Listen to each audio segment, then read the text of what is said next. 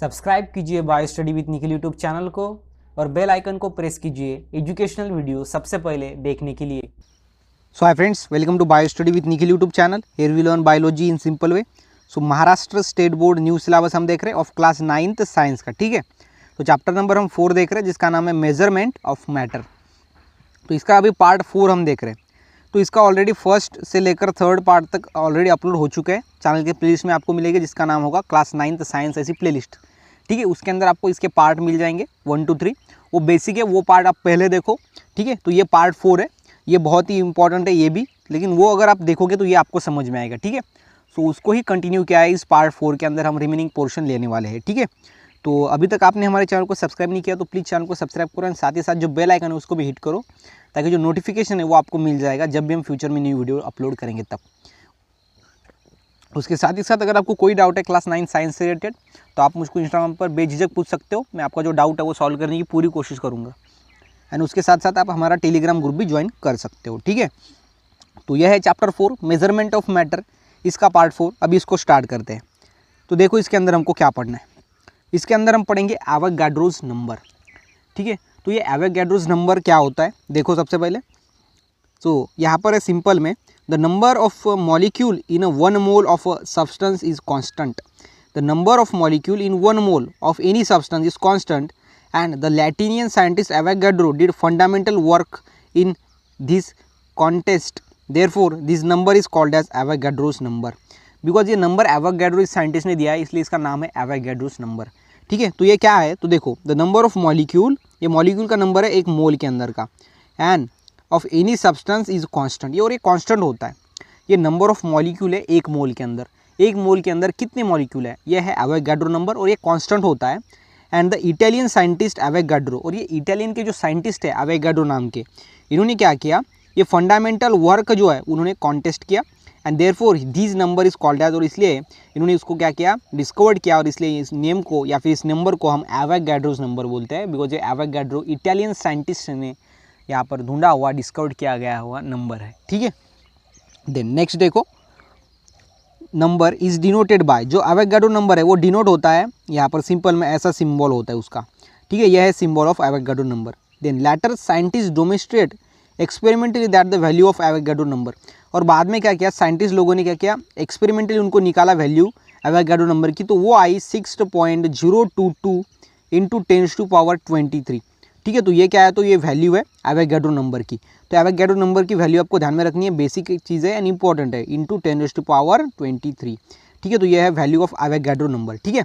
Then a mole of any substance stand for, so mole of any substance जो है उसको हम multiply करेंगे 0.022 इंटू 10⁻23 से, और ये 10⁻23 मतलब ये पूरा ये क्या है, तो ये एवोगाड्रो नंबर है सिंपल में।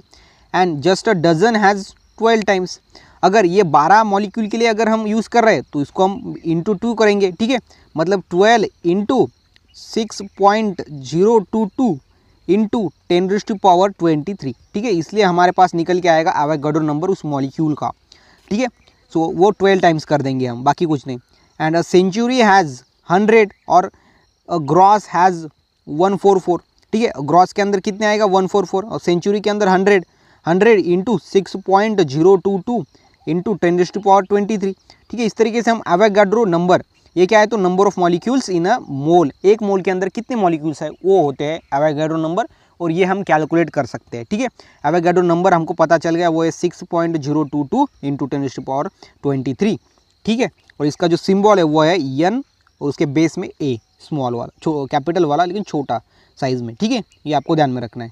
उसके बाद a mole of water that is 18 gram of water contain इतने मोल, कितने मोल देखो, अभी हमने इतना क्यों बोला, ठीक है। सिंपल में ये क्या है, ये वैल्यू है 1 मोल की, ठीक है। ये क्या है तो एवोगाड्रो नंबर, और ये 1 मोल से रिलेटेड वैल्यू है। अभी 18 ग्राम ऑफ वाटर 18 ग्राम है और इसका मॉलिकुलर मास कितना है, 18 ग्राम ही है, 18 ग्राम इसका मॉलिकुलर मास है और 18 ग्राम ये है। हमने पिछले जो पार्ट है उसके अंदर देखा था कि मोल कैसे कैलकुलेट किया जाए, ठीक है। मोल कैलकुलेट करने के लिए हमने बताया था कि ऊपर में जितना ग्राम आपको दिया गया है वाटर का वो लिखो, एंड नीचे वाटर का मॉलिक्यूलर मास लिखो। और वाटर का मॉलिक्यूलर मास कितना है, 18 है, ये आपको ध्यान में रखना है। 18 कैसे आया, कि बिकॉज हाइड्रोजन का 2 मॉलिक्यूलर मास है और ऑक्सीजन का जो है वो सिंपल में 16 मॉलिक्यूलर मास है, और दोनों को मिलाएंगे तो 18 आएगा। तो 18 मॉलिक्यूलर मास है किसका, वाटर का। ऊपर में हमारे पास जितना ग्राम में दिया गया है वो आपको लिखना है। अभी 18 एक में कैंसिल हो जाएगा, मतलब हमारे पास आएगा 1 मोल। क्या आएगा, 1 मोल। और 1 मोल की वैल्यू कितनी होती है, 6.022 इंटू 10⁻23, जो कि हमने पहले देखा। तो वाटर कंटेन कितने मॉलिक्यूल रहेंगे वाटर के अंदर, 6.022 इंटू 10⁻23 मॉलिक्यूल्स रहेंगे वाटर के अंदर। कब, जब वाटर हमारे पास 18 ग्राम है। अगर वाटर हमारे पास डबल है, ठीक है, मतलब अगर हमारे पास वाटर 36 ग्राम है, मतलब ये कितने मोल का होगा, ये 2 मोल का होगा। और 2 मोल का होगा तब हमारे पास आएगा 2 इंटू 6.022 इंटू 10⁻23, ये होगा मॉलिक्यूल्स। जब ये मॉलिक्यूल्स होंगे वाटर के, कब, जब हमारे पास वाटर जो है वो 36 ग्राम का होगा। जब हमारे पास वाटर 36 ग्राम का होगा तो इतने मॉलिक्यूल्स इसके अंदर होंगे। और जब हमारे पास मॉलिक्यूल वाटर का 18 ग्राम का वाटर होगा तब इसके अंदर ये मॉलिक्यूल्स होंगे 6.022 इंटू 10⁻23। ये 1 मोल से रिलेटेड है। 1 मोल की वैल्यू इतनी है। अगर मोल ज़्यादा है तो उसको मल्टीप्लाई करो सिंपल उससे, बाकी कुछ नहीं, ठीक है। तो ये होता है एवोगैड्रो नंबर। एवोगैड्रो नंबर का क्या काम है, तो मॉलिक्यूल, एक मोल के अंदर कितने मॉलिक्यूल है वो यहाँ पर ढूंढने का काम है एवोगैड्रो नंबर का। सिंपल में वो बताता है कि एक मोल के अंदर कितने मॉलिक्यूल है, ठीक है। उसको हम डिनोट करते हैं इससे एन, ओके, एन ए से, ठीक है। ये आपको ध्यान में रखना है सिंपल के वे के अंदर। आगे देखो next, how many molecules are there in 66 gram of carbon dioxide. Carbon dioxide जो है 66 ग्राम का हमारे पास कार्बन डाइऑक्साइड, तो इसके अंदर कितना मॉलिक्यूल होगा, कैसे निकालेंगे। मेथड देखो, मॉलिक्यूलर मास ऑफ CO2 का मॉलिक्यूलर मास कितना है, 44 है। और मैंने आपको पहले ही बता दिया, सबसे पहले हमको मोल निकालना है। और मोल का क्या है, तो ऊपर में जितना ग्राम हमको दिया गया है वो लिखो। ग्राम कितना दिया गया है, 66, ये ऊपर में लिखा हमने 66 ग्राम। नीचे उसका मॉलिक्यूलर मास लिखना है, किसका, कार्बन डाइऑक्साइड का, जो हमको दिया है उसका कार्बन डाइऑक्साइड का मॉलिक्यूलर मास लिखना है। और उसका मॉलिक्यूलर मास है अपॉन में 44, ठीक है। और इसको कैलकुलेट करेंगे तो हमारे पास आएगा n इज इक्वल टू, बोले तो मोल्स आएंगे 1.5 हमारे पास मोल आ गया। एंड 1 मोल कितना है, 6.022 इंटू 10⁻23 मॉलिक्यूल, ये 1 मोल का वैल्यू, जो कि एवोगैड्रो नंबर हम इसको बोलते हैं। और हमारे पास 1.5 है, इसलिए क्या करेंगे 1.5 इंटू 6.022 इंटू 10⁻23, और ये इसका आंसर निकल के आएगा 9.033 इंटू 10⁻23। तो ये आएगा हमारे पास number of molecules there in 66 gram of carbon dioxide. मतलब कि कार्बन डाइऑक्साइड के 66 ग्राम अगर हमारे पास है तो इसके अंदर कितने मोल होंगे, कितने मॉलिक्यूल्स होंगे, कितने मॉलिक्यूल्स होंगे, तो ये मॉलिक्यूल्स होंगे। बिकॉज हमको सबसे पहले क्या निकालना है, उसका मोल निकालना पड़ेगा, कार्बन डाइऑक्साइड का 1 मोल निकालना पड़ेगा। और ये जो है वो कितने मोल का है, मतलब कि 66 अगर ग्राम हमारे पास है तो ये कितने मोल का होगा, तो वो होगा 1.6 मोल 5 मोल का, ठीक है। 1.5 मोल का वो हमारे पास कार्बन डाइऑक्साइड होगा। और 1 मोल का ये वैल्यू है, तो उसको ये 1.5 के साथ क्या करेंगे, हम सिंपल में मल्टीप्लाई करेंगे, और हमारे पास जो वैल्यू निकल के आएगा वो होगा molecules 66 gram of carbon dioxide के अंदर, ठीक है। तो ये बेसिक आपको जो है ध्यान में रखना है। अगर आपके पास सवाल आता है, मतलब कि आपको कुछ ऐसा सब्सटेंस दिया है ग्राम के अंदर और आपको वो सब्सटेंस का नेम दिया गया है, तो आप ध्यान में मतलब निकाल सकते हो कि उसके मतलब 66 ग्राम अगर आपके पास कार्बन डाइऑक्साइड है तो उसके अंदर कितने मॉलिक्यूल्स होंगे, मतलब कि वो होता है Avogadro number.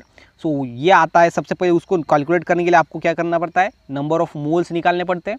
Number of moles आया 1.5 मोल, और इसको इस एवोगैड्रो नंबर, मतलब 1 मोल इज इक्वल टू होता है 6.022 इंटू 10⁻23, और ये है 1.5, तो इसको 1.5 से मल्टीप्लाई करेंगे सिंपल में। अगर 2 मोल आता तो 2 से मल्टीप्लाई करते, अगर 4 आता तो 4 से मल्टीप्लाई करते, ठीक है। तो ये मोल के अकॉर्डिंग आपको करना है। एंड 1 मोल अगर आता तो किसी से हम मल्टीप्लाई करने की बात ही नहीं थी, 1 मोल का वैल्यू तो ये है सिंपल में, ठीक है। तो ये आपको ध्यान में रखना है, बाकी कुछ नहीं, बहुत ही ईजी है, सिंपल है। मतलब कि ये कितनी, हम देखो साइंस कितना अच्छा है, मतलब कि अगर हमारे पास कितना वाटर दिया गया है, ठीक है, तो उस वाटर के अंदर कितने मॉलिक्यूल है वो हम गिन नहीं सकते, लेकिन निकाल सकते हैं बिकॉज ऑफ दिस साइंटिस्ट। ये साइंटिस्ट जो एवोगैड्रो, इन्होंने एक वैल्यू दिया और उसके अकॉर्डिंग हम क्या कर सकते हैं, तो किसी भी बॉटल के अंदर का वाटर जो है उसके अंदर कितने मॉलिक्यूल है वो फाइंड आउट कर सकते हैं विद इन अ सेकंड। ये ब्यूटी है साइंस की, ठीक है। सो यहाँ पर सिंपल आप ध्यान में देख सकते हो, 1 अगर डजन बनाना है तो उसके अंदर कितने 12 बनाना चाहते हैं हमको पता है।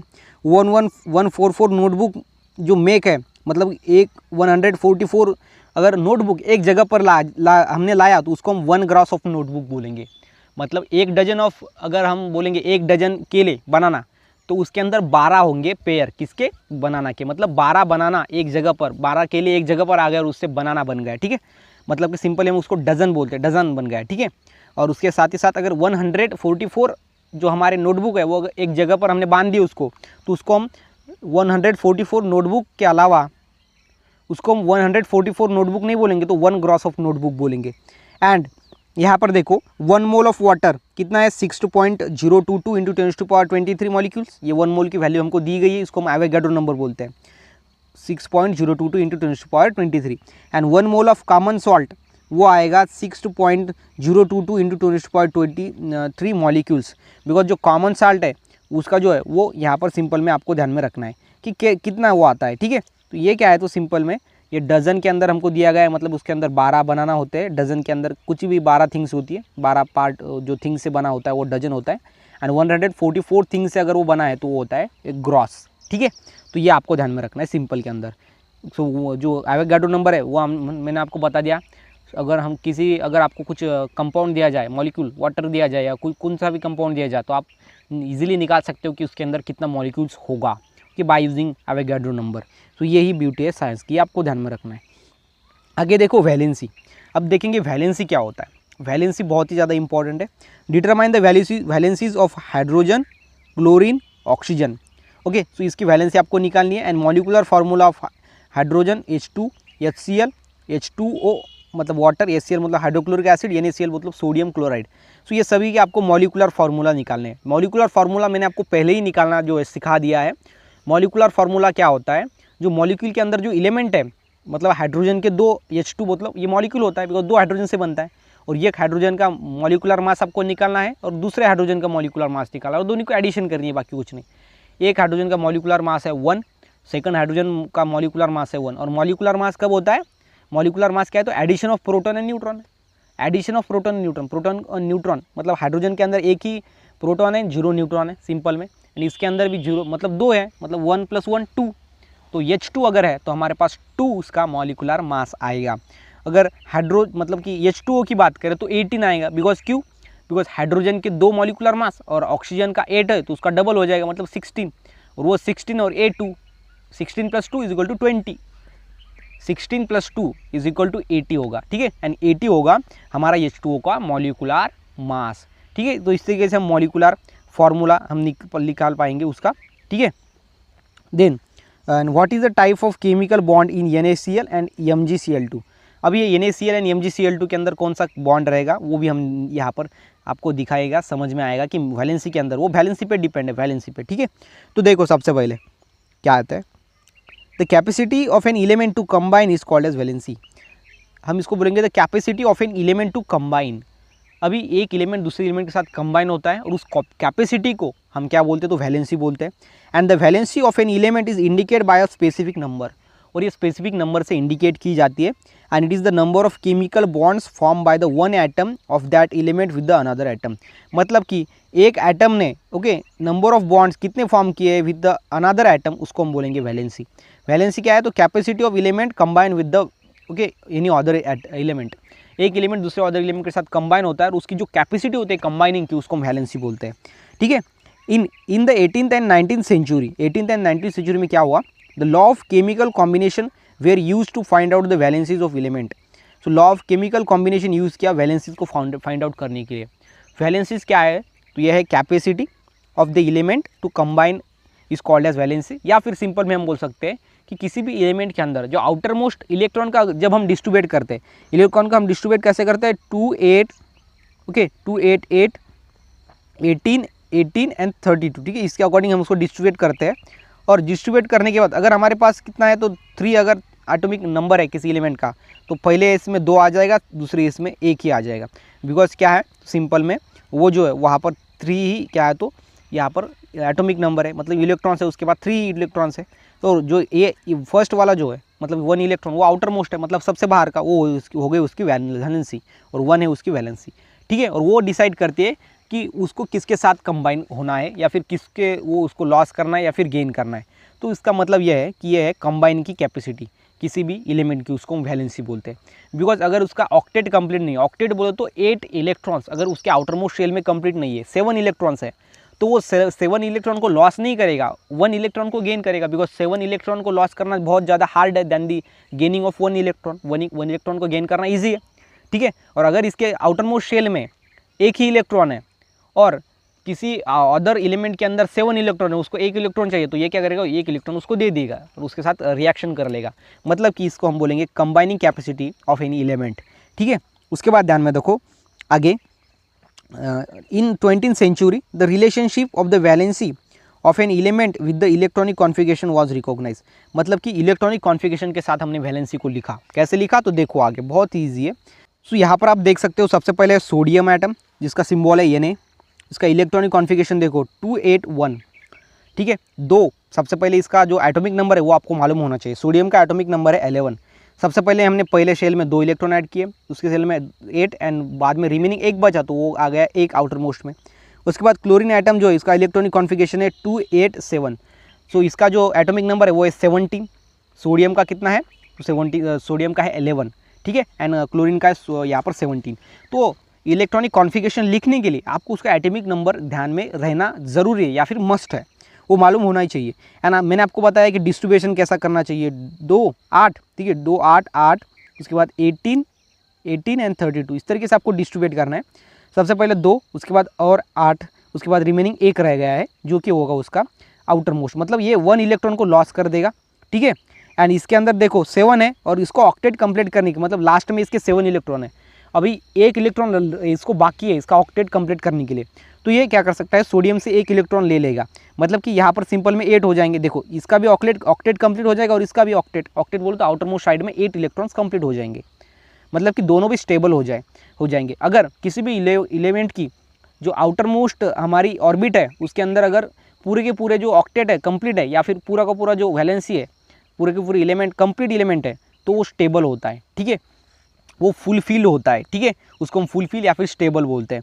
पहले कैसा था, इसके अंदर 7 थे, इसका ऑक्टेट कंप्लीट नहीं था और इसके अंदर 1 ज़्यादा था तो इसने 1 इसको दे दिया, इसका ऑक्टेट कंप्लीट हो गया, इसका ऑक्टेट कंप्लीट हो गया, बोलो तो 8 एलिमेंट कंप्लीट हो गया आउटर मोस्ट में और ये स्टेबल बन गए स्टेबल, ठीक है। तो ये आपको ध्यान में रखना है NaCl के अंदर, और NaCl बन जाएगा दैट इज सोडियम क्लोराइड बन जाएगा।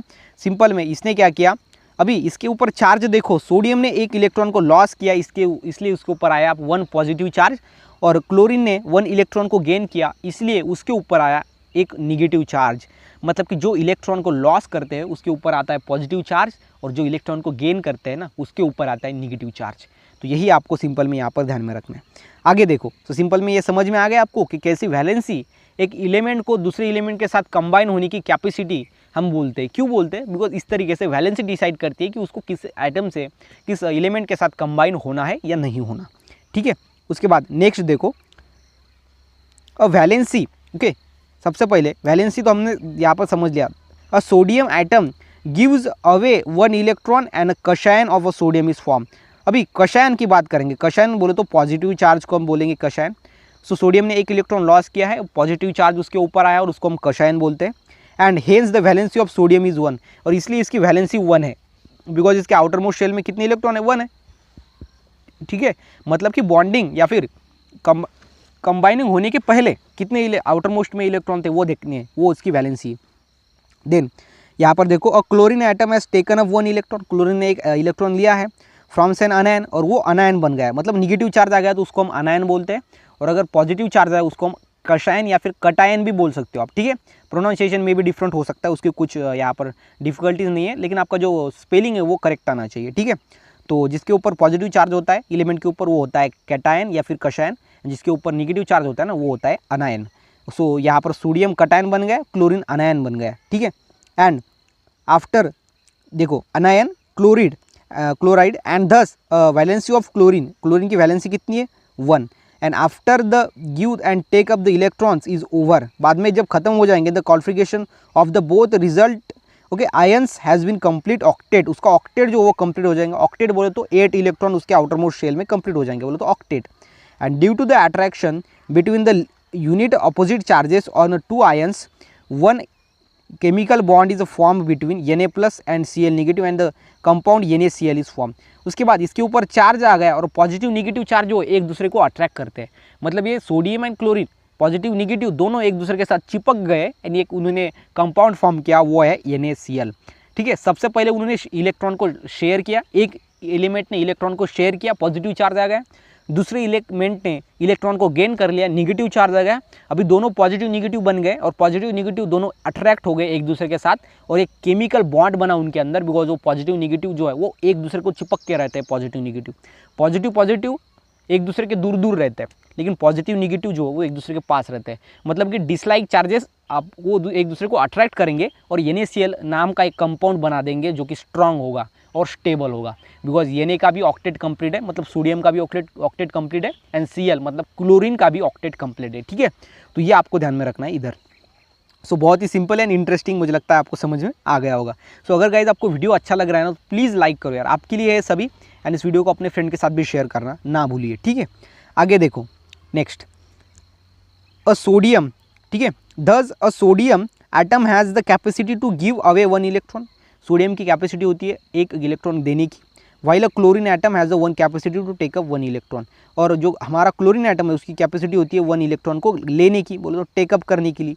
ठीक है, मतलब सोडियम क्या करता है, उसके अंदर कैपेसिटी होती है एक इलेक्ट्रॉन को लॉस करने की, बिकॉज आउटर मोस्ट में एक ही इलेक्ट्रॉन होता है एंड इसके अंदर 7 होते हैं, इसलिए वो 7 करने के मतलब लॉस करेगा एक, तो नहीं तो एक गेन करेगा, तो 7 लॉस करना जो है वो ज़्यादा आप उसको जो वो ताकत का काम लगेगा, उसके हिसाब से 1 इलेक्ट्रॉन को लेना ये बहुत आसान है, इसलिए वो 1 इलेक्ट्रॉन को लेगा।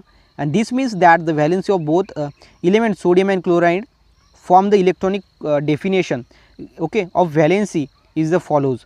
सो ये इलेक्ट्रॉनिक डेफिनेशन है वैलेंसी की, the number of electrons in that of atoms and element give away and take up while forming an ionic compound is called as valency of that element। सो ये second है, मतलब ये electronic definition है valency की। पहले हमने valency की definition देखी थी, ये क्या है, ये कैपेसिटी है किसी भी एलिमेंट की कंबाइनिंग होने की, उसको हम वैलेंसी बोलते थे पहली वाली डेफिनेशन के अंदर। ये डेफिनेशन है इलेक्ट्रॉनिक डेफिनेशन वैलेंसी की। ये क्या कहती है, the number of electrons that an atom of the element give away या फिर टेकअप, मतलब इन्होंने कितने एलिमेंट एटम ने लिए है या फिर उन्होंने लॉस किए है, कब, जब वो कोई बॉन्ड फॉर्म करेगा, जब वो आयोनिक बॉन्ड फॉर्म करेगा। आयोनिक बॉन्ड कब फॉर्म होता है, जिसके अंदर आयंस बनते हैं। आयंस कौन से होते हैं, positive and negative. Positive ions को हम क्या बोलते हैं, कशायन बोलते हैं या फिर कटायन, एंड निगेटिव आयंस को हम अनायन बोलते हैं, ये हमको पता है। And called as the valency of that element, और उसको हम क्या करते हैं, उसकी वैलेंसी बोल सकते हैं। ठीक है, तो ये डेफिनेशन कौन सी है, इलेक्ट्रॉनिक डेफिनेशन है। ठीक है, ये आपको ध्यान में रखना है कि जो एलिमेंट है वो कितने इलेक्ट्रॉन को ले रहे हैं या फिर कितने इलेक्ट्रॉन को लॉस कर रहे हैं ड्यूरिंग आयोनिक बॉन्ड फॉर्मेशन, जब वो आयोनिक बॉन्ड फॉर्म कर रहे हैं तब उसको हम बोलेंगे वैलेंसी। यह है इलेक्ट्रॉनिक डेफिनेशन ऑफ वैलेंसी। ठीक है, उसके बाद देखो science capsule, positively charge ion are the cation, उसको हम कशायन बोलते हैं, while negative charge ion are anions, ये तो पता ही है हमको। For example MgCl2 cation, that is Mg dipositive. Dipositive क्यों आया, बिकॉज इसने 2 इलेक्ट्रॉन को लॉस किया। आउटर मोस्ट शेल में दो इलेक्ट्रॉन है। मैग्नीशियम का एटॉमिक नंबर आपको पता है, तो आप उसका इलेक्ट्रॉनिक कॉन्फिगरेशन लिख के देखो, आउटर मोस्ट शेल में 2 इलेक्ट्रॉन आएगा। एंड क्लोरीन के आउटर मोस्ट शेल में 1 इलेक्ट्रॉन आएगा, उसने 1 इलेक्ट्रॉन लॉस किया, मतलब कि Ca प्लस एज अ कशायन, और उसको हम कशायन बोलते हैं बिकॉज Cl निगेटिव है। ठीक है, अनायन रिस्पेक्टिवली, तो अनायन एंड कशायन आपको समझ में आ गया। And the electron present in the outermost orbit of an atom is called as valence electron. और ये देखो वैलेंस इलेक्ट्रॉन वो होते हैं आउटर मोस्ट शेल में कितने इलेक्ट्रॉन है वो होता है उसका वैलेंस इलेक्ट्रॉन। तो यहाँ पर लगभग 3 डेफिनेशन हमको समझ में आई वैलेंसी की। सबसे पहले जो है वो capacity of an element to combine with other element, वो होती है वैलेंसी। सेकंड इलेक्ट्रॉनिक डेफिनेशन की, मतलब कि जो एलिमेंट है वो क्या करता है, एक तो गिव अवे करेगा एलिमेंट को या फिर टेकअप करेगा, कब, जब आयोनिक बॉन्ड फॉर्म होगा। तो उस देने को इलेक्ट्रॉन या फिर लेने को इलेक्ट्रॉन, कितने इलेक्ट्रॉन दे रहा है या फिर कितने इलेक्ट्रॉन ले रहा है ड्यूरिंग आयोनिक फॉर्मेशन, उसको हम यहाँ पर वैलेंसी बोलेंगे। एंड थर्ड ये है वैलेंस इलेक्ट्रॉन। वैलेंस इलेक्ट्रॉन कितने होते हैं एलिमेंट के अंदर, अगर वो कैलकुलेट करने हैं आपको, तो उस एलिमेंट के अंदर आउटर मोस्ट शेल के अंदर देखने पड़ेंगे आपको कितने इलेक्ट्रॉन्स है, और जितने इलेक्ट्रॉन आउटर मोस्ट शेल के अंदर है वो है उसके वैलेंस इलेक्ट्रॉन्स। ठीक है, तो यह है साइंस कैप्सूल। उसके बाद देखो next, the number of electrons that are given away. उसके बाद देखो next, the number of electrons that are given away और taken up is always a whole number. Whole number बोले तो ये कभी भी फ्रैक्शन के अंदर नहीं होगा, बोले तो 1/2, 1.50, ठीक है, ऐसा वो नहीं होगा, 2/5, 5/1, ठीक है। ऐसा फ्रैक्शन के अंदर कभी भी नहीं आएगा, एक होल नंबर होगा, बोले तो कंप्लीट नंबर होगा, फ्रैक्शन के अंदर कभी नहीं आएगा, अधूरा नंबर नहीं होगा, ठीक है। And therefore a valency is always a whole number, और जो वैलेंसी है वो ऑलवेज होल नंबर होती है, बिकॉज इलेक्ट्रॉन जो होते हैं, नंबर ऑफ इलेक्ट्रॉन्स वो होल है, और वो नंबर ऑफ इलेक्ट्रॉन्स को ही हम वैलेंसी बोलते हैं। तो नंबर ऑफ इलेक्ट्रॉन्स अगर होल है, होल नंबर है, तो जो वैलेंसी निकल के आ रही वो भी होल नंबर ही होगा, ठीक है। ये आपको ध्यान में रखना है। उसके बाद the national chemical laboratory that is NCL, a unit of CSIR was establish in 1950 के अंदर वो इस्टेब्लिश हुआ। And its objective are to conduct research in the various branches of chemistry. और इन्होंने क्या किया, NCL एंड CSIR ये जो है इस्टेब्लिश हुए 1950 के अंदर, और इन्होंने क्या किया, केमिस्ट्री के अंदर वेरियस ब्रांचेस के, जो केमिस्ट्री के ब्रांचेस है वेरियस, बोले तो इलेक्ट्रोकेमिस्ट्री है, ठीक है, उसके बाद थर्मोडायनामिक्स है, ओके, उसके बाद इनऑर्गेनिक केमिस्ट्री है, ऑर्गेनिक केमिस्ट्री है। तो ये सभी ब्रांचेस के अंदर उन्होंने क्या किया, स्टडी किया to aid industry and to develop a new technology को डेवलप करने के लिए, with a view to making a profitable use of the country's natural resources. और इनका व्यू क्या था कि इसको जो नेचुरल रिसोर्सेज है उसको क्या करना है, portable use, okay sorry profitable, मतलब नेचुरल रिसोर्सेज को हम प्रॉफिटेबल यूज़ करके हम प्रॉफिट कमा सकते हैं, ऐसा इनका कहना था। And this laboratory conducts research, और ये लैबोरेटरी ने क्या किया, रिसर्च कंडक्ट किया बहुत सारे in field such as biotechnology. Biotechnology क्या होता है, तो हम क्या करते हैं, एनिमल्स को यूज़ करते हैं, और एनिमल्स को यूज़ करने के बाद हम क्या करते हैं, उस एनिमल का इस्तेमाल करके जो है वो सिंपल में, जो आपको मैं एग्जांपल देता हूँ, अगर हमारे जो खेत है उसके अंदर कुछ ऐसे माइक्रो ऑर्गेनिज्म होते हैं जो हमारे खेत जो होता है उसके अंदर जो हमारे हम लेते हैं क्रॉप्स, वो क्रॉप्स को खाता है, ठीक है। और ये बायोटेक्नोलॉजी के इस्तेमाल से हम क्या करते हैं, जो एनिमल हमारे खेत को नुकसान पहुंचा रहा है उसको खाने वाला दूसरा बना देते हैं, और वो वहाँ पर छोड़ देंगे तो वो उसको किल कर देगा, तो मतलब कि हमारा क्रॉप जो बच जाएगा। इस तरीके से किसी एनिमल का इस्तेमाल करके हम क्या करते हैं, जो है वो दूसरे हमारे नेचुरल हमारे पास जो भी यहाँ पर कठिनाई है या फिर समस्या है उसको दूर करते हैं, वो होता है बायोटेक्नोलॉजी। एंड नैनो टेक्नोलॉजी है, उसके बाद है कैटेलाइजिंग ड्रग्स, कैटेलाइजिंग स्पीड बढ़ाना रिएक्शन की, उसके बाद है इंस्ट्रूमेंटेशन, देन एग्रोकेमिकल, ओके, जो हमारा खेत के अंदर या फिर जो है वो फार्मर में यूज़ होता है एग्रोकेमिकल। उसके बाद है plant tissue, plant and tissue बोले तो ग्रुप ऑफ सेल, उसको हम टिश्यू बोलते हैं, उसको हम कल्चर, प्लांट टिश्यू कल्चर, ये पूरा नेम है। प्लांट का टिश्यू बोले तो group of cell, and culture बोले तो एक, अगर हम प्लांट का टिश्यू बोले तो सेल का जो है छोटा अगर सेल ग्रुप के अंदर छोटा सा पार्ट लेंगे बार्क का, ऊपर के लेयर का, ठीक है, सो उससे हम एक न्यू ऑर्गेनिज्म बना सकते हैं। सो वो होता है टिश्यू कल्चर। मगर मतलब क्या, तो सिंपल में अगर किसी भी प्लांट की, छोटे प्लांट की, अगर हमने उसका टिश्यू बोले तो छोटा सा पार्ट लिया, कौन सा भी उसके स्टेम का, तो उससे हम होल प्लांट क्रिएट कर सकते हैं by the help of tissue culture, ठीक है। And as a polymer science, और पॉलीमर साइंस के अंदर भी ये क्या है, इन्होंने रिसर्च किया और डिफरेंट क्या दिए, तो इसने जो है वो नेचुरल रिसोर्सेज को पोर्टेबली, मतलब कि हम यूज़ कर सकते हैं। नेचुरल रिसोर्सेज क्या है, एनिमल्स है, एनिमल्स को हम क्या इजीली नेचर के इस्तेमाल कर सकते हैं, उससे प्रॉफिट कमा सकते हैं, ठीक है। तो ये बात आपको अच्छे से ध्यान में रखनी है। उसके बाद आगे देखो, नेक्स्ट जो लास्टली है थोड़ा, वो है complete the following chart. Following chart को आपको जो है कंप्लीट करना है। सबसे पहले है एलिमेंट हाइड्रोजन, इसका एटॉमिक नंबर होता है 1, और इसका इलेक्ट्रॉनिक कॉन्फ़िगरेशन भी 1 आएगा, बिकॉज जितने इलेक्ट्रॉन एटॉमिक नंबर होता है उसके अकॉर्डिंग हम उसका डिस्ट्रीब्यूशन करते हैं। उसके बाद हेलियम, उसका एटॉमिक नंबर 2, और इसके अंदर 2 ही आएगा। अभी वैलेंस इलेक्ट्रॉन बोले तो आउटर मोस्ट शेल में इलेक्ट्रॉन कितने हैं, जितने इधर उतने ही इधर, ठीक है। वैलेंस जो इलेक्ट्रॉनिक कॉन्फ़िगरेशन है उसके अंदर जो सबसे लास्ट होगा वही होगा वैलेंस इलेक्ट्रॉन, और वही होगा उसके वैलेंसी, ठीक है। और उसके बाद इसकी वैलेंसी आएगी 0, ठीक है। हीलियम की कितनी आएगी, 0 आएगी, बिकॉज इसकी वैलेंसी क्यों 0 आएगी, बिकॉज हीलियम जो है वो ना ही इलेक्ट्रॉन को लॉस करेगा ना ही इलेक्ट्रॉन को गेन करेगा, ठीक है, बिकॉज वो कंप्लीट है 2, उसके पेयर्ड इलेक्ट्रॉन्स है, ठीक है, तो वो आपको ध्यान में रखने हैं। उसके बाद है लिथियम, लिथियम का कितना एटॉमिक नंबर है, वो 3, वो है 2 1, एंड इसका जो है वो यहाँ पर वैलेंस इलेक्ट्रॉन होगा 1, और इसकी वैलेंसी भी होगी 1, बिकॉज आउटर मोस्ट शेल में यहाँ पर देखो आप 1 है, ठीक है। उसके बाद आगे देखो, इसका 4 है, तो 4 हो जाने के बाद यहाँ पर सिंपल में कितना आएगा, इलेक्ट्रॉनिक कॉन्फ़िगरेशन इसका 2 and 2 आएगा, ठीक है। देन वैलेंस इलेक्ट्रॉन इसका आएगा 2, एंड सिंपल में इसकी वैलेंसी भी हो जाएंगी 2। उसके बाद बोरॉन का 5, यहाँ पर आएगा 2 and 3, बिकॉज उसका डिस्ट्रीब्यूशन क्या 2 and 3, सबसे पहले 2, उसके बाद 8 8 18 18 एंड 32, मैंने आपको बताया ऐसा डिस्ट्रीब्यूट करना है। सो 2 and 3, तो सिंपल में वैलेंस इलेक्ट्रॉन इसका आएगा 3, एंड यहाँ पर जो है वैलेंसी आएगी 3 सिंपल में। उसके बाद बोरॉन सॉरी बोरॉन हो गया, कार्बन 6 नंबर है इसका एटॉमिक नंबर, ओके, एंड जो है वो 2 and 4 आएगा, लास्ट में 4 एंड इसकी वैलेंसी भी 4। उसके बाद नाइट्रोजन है 7 जो है यहाँ पर सिंपल में आएगा 2 और उसके बाद आएगा 5, रिमेनिंग सभी 5 के अंदर आएंगे बिकॉज 8 तक मैक्सिमम हम उसको ऐड कर सकते हैं।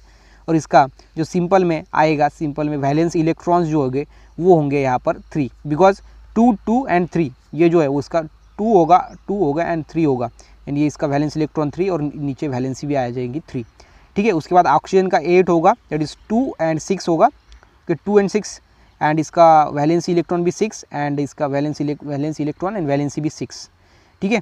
उसके बाद जो है वो फ्लोरीन का देखो 9, दैट इज़ 2 into, ठीक है, तो ये सिंपल में आएगा 6, ठीक है, नहीं 2 into यहाँ पर 7 आएगा, सो यहाँ पर सिंपल में आएगा 2 and 7, सो यहाँ पर आएगा 2, 7 और आउटर मोस्ट इलेक्ट्रॉन है 7, वो हो गए वैलेंस इलेक्ट्रॉन, वही उसकी वैलेंसी है 7।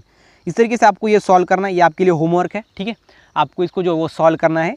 सो ये रिमेनिंग मैंने आपको ऊपर का बता दिया, नीचे का आप इजीली सॉल्व कर सकते हो। मुझे लगता है कि आपको डेफिनेटली समझ में आया है, ठीक है।